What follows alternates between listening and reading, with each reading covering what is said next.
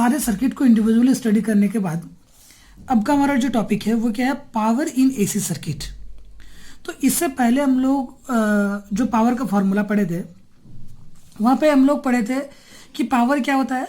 तो पावर होता है rate of electrical work done. Electric power क्या होता है, तो electrical work done by time, या तो इसको ऐसा लिखते थे हम लोग, electrical work done by time.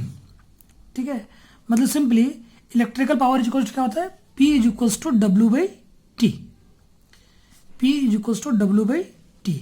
और हम लोग जानते हैं कि जितना इलेक्ट्रिकल वर्क डन होता है उतना इलेक्ट्रिकल एनर्जी कंज्यूम होता है। इसलिए इसी फार्मूला को हम लोग ऐसे भी लिख सकते हैं, P is equals to E by T भी लिख सकते हैं। इसी फार्मूला को हम लोग P is equals to E by T भी लिख सकते हैं। लेकिन इसी से हम लोग कैलकुलेट किए थे कि W इज इक्वल्स टू क्या होता है, QV। W is equals to क्या होता है, QV बाई टी। और Q बाई टी की जगह पर हम लोग क्या लिख सकते हैं, चार्ज बाई टाइम की जगह पर क्या लिख सकते हैं, करंट। इसलिए P इज इक्वल्स टू एक फॉर्मूला हम लोग क्या पढ़े हुए थे, V इंटू आई। ठीक है, ये करंट इलेक्ट्रिसिटी वाले पार्ट में हम लोग पढ़े थे। करंट पावर का, इलेक्ट्रिक पावर का क्या फॉर्मूला होता था, तो P is equals to V into I. ठीक है, वोल्टेज इंटू करंट। लेकिन यदि हम लोग एसी सर्किट में पावर को कैलकुलेट करना चाहेंगे तो फॉर्मूला तो हम लोग को यही यूज करना पड़ेगा, वोल्टेज इंटू करंट।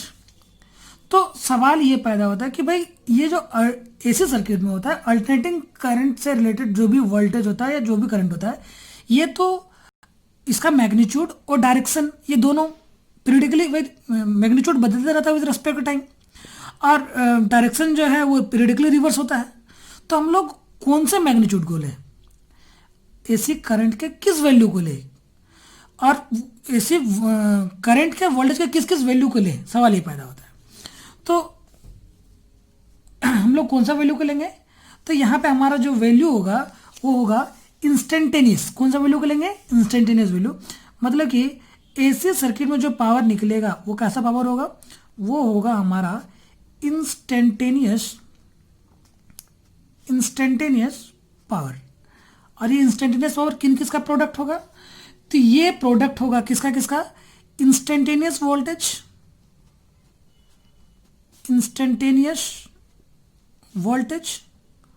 और इंस्टेंटेनियस, ठीक है, इंस्टेंटेनियस वोल्टेज और इंस्टेंटेनियस करंट का क्या है, ये प्रोडक्ट है। तो यहाँ पे P इज इक्वल्स टू क्या हो जाएगा हमारा, P इज इक्वल्स टू हो जाएगा E into I, instantaneous voltage into instantaneous current. और हम लोग जानते हैं कि E इज इक्वल्स टू क्या होता है, E not sine omega T, और I इज इक्वल्स टू क्या होता है, I naught sine omega T. तो हम लोग यहाँ पे P इज इक्वल्स टू क्या लिखेंगे, E इज इक्वल्स टू क्या लिखेंगे, E not sine omega T. और यहाँ पे I नॉट, चूंकि हम लोग एक ही एक्सप्रेशन को यूज करके सारे फॉर्मूला को कैलकुलेट करेंगे, इसीलिए भाई यहाँ पे हम लोग कंसिडर कर रहे हैं कि फेज डिफरेंस कितने का, फाई का है, इसलिए इसको लिखेंगे I is equals to I naught sine omega T minus phi. अलग अलग सर्किट के लिए फाई का वैल्यू अलग अलग होगा। आर सर्किट के लिए करेंगे तो फाई कुछ होगा ही नहीं। LOC सर्किट के लिए फाई का वैल्यू किसी के लिए पाई बाय 2 होगा तो किसी के लिए माइनस पाई बाय 2 होगा। तो अलग अलग सर्किट के लिए फाई का वैल्यू अलग अलग होगा। ये है हमारा इंस्टेंटेनियस वोल्टेज, ये है हमारा इंस्टेंटेनियस करंट। अभी हम लोग इसको जो थोड़ा सजा के लिखे तो क्या मिलेगा, P is equals to E naught I naught, और यहाँ से क्या मिल रहा है, sine omega T into sine omega T minus five. चलिए इसको हम लोग ट्रिग्नोमेट्री के किसी पर्टिकुलर फॉर्मूला में इसको ढालने का अभी हम लोग कोशिश करेंगे। ठीक है, तो इसको हम लोग ट्रिग्नोमेट्री के इस फॉर्मूला में लाने की कोशिश करते हैं। 2 इंटू साइन ए, इसको A बोलेंगे और इसको B, 2 sine A into sine B, इसको इस फॉर्मूला पे हम लोग कैलकुलेट करने का कोशिश करेंगे। तो क्या हो जाएगा, ये इसका फॉर्मूला क्या होता है, मैथ्स वाले स्टूडेंट के लिए कोई नया फॉर्मूला नहीं है ये, cos A minus B minus cos A plus B, ये इसका फॉर्मूला होता है। 2 sine A into sine B equal to क्या होता है, cos A minus B minus cos A plus B। लेकिन यहाँ पे तो हमारे पास 2 है नहीं, यहाँ पे तो 2 है नहीं, A और B sine A sine B तो है, तो इस पर 2 लाने के लिए क्या करेंगे हम लोग, यहाँ पे इसको 2 से मल्टीप्लाई करेंगे और यहाँ पे क्या करेंगे 2 से डिवाइड करेंगे।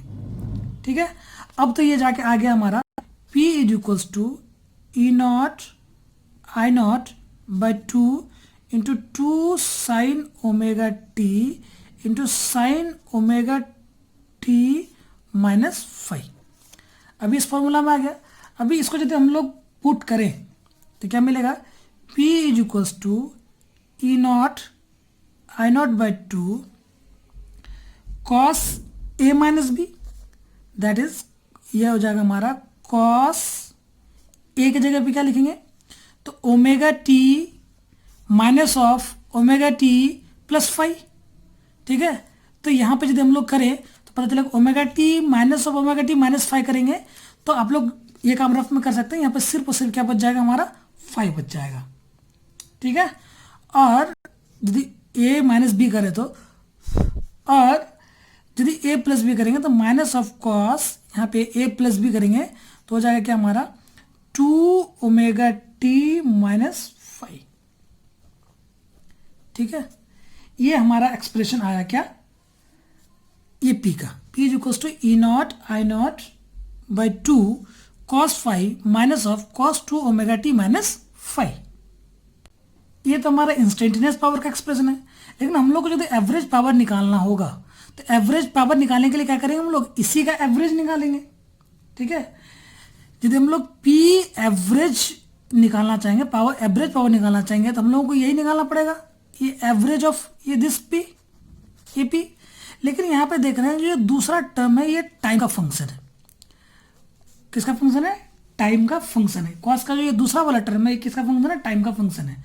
और हम लोगों ने शुरू में ही देखा था कि यदि हम लोग इस ये कॉस को, कॉस कैसे फंक्शन, कॉस को ऐसे फंक्शन को जो टाइम का फंक्शन हो उसको ओवर पीरियड हम लोग यदि इंटीग्रेट करते थे तो इसका वैल्यू क्या आ जाता था, 0 आ जाता था। तो यदि इसका हम लोग एवरेज निकालेंगे, ठीक है, यदि इसका एवरेज निकालेंगे, एवरेज का मतलब क्या, सम ऑफ द करंट, इसको पूरे टाइम इंटरवल के लिए इंटीग्रेट करके पूरे टाइम इंटरवल के लिए, पूरे कंप्लीट साइकिल के लिए यदि डिवाइड करेंगे तो ये टर्म क्या हो जाएगा, पूरा वेनिश हो जाएगा। यदि आप लोग करना चाहते हैं तो इसको कर सकते हैं। पी एवरेज इक्वल टू क्या हो जाएगा, ये पूरा टर्म वेनिश हो जाएगा। सिर्फ हमारा क्या बच जाएगा, E not I not cos 5 is divided by 2। इसको यदि हम लोग ऐसे लिखेंगे, उस 2 को पी एवरेज को लिखेंगे तो ई नॉट आई नॉट, यहाँ पे उस 2 को हम लोग √2 इंटू √2 लिख सकते हैं कॉस 5। ठीक है, और हम लोग जानते हैं कि मैक्सिमम वैल्यू का जो √1/√2 टाइम्स होता है इसी को क्या बोलते हैं हम लोग, RMS वैल्यू। इसका मतलब एवरेज पावर क्या होता है, एवरेज पावर होता है ERMS into IRMS into cos 5।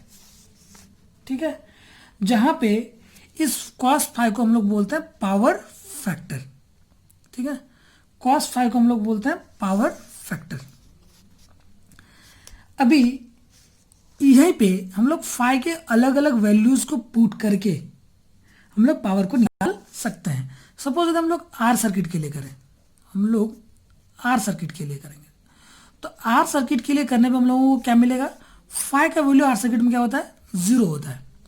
ठीक है, तो cos 0 का वैल्यू 1 होता है। इसका मतलब जो ये एवरेज पावर होगा इसके लिए क्या हो जाएगा, तो ERMS इंटू IRMS। यहाँ पे या तो ERMS को I के टर्म में कन्वर्ट कर सकते हैं या तो IRMS को E के टर्म में कन्वर्ट कर सकते हैं।